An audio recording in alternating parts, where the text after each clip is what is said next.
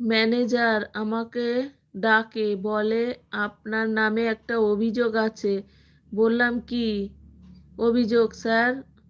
বলেন। বলতাছে যে আপনি একজনকে সহযোগিতা করেছেন। এটা আমাদের নিয়মের বাইরে। এটাই ছিল আমার অপরাধ। মানুষ মানুষের সহযোগিতা করে তো। করে না? একটা মানুষ বিপদে পড়লে আমরা সহযোগিতা করি না? তাহলে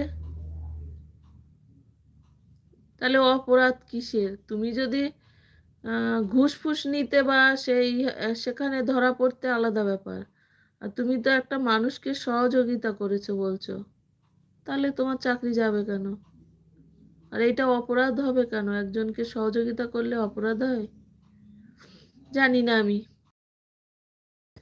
আমি জানি মানুষ মানুষকে সহযোগিতা করে। তার জন্য যে অপরাধ হয় আমি জানা ছিল না।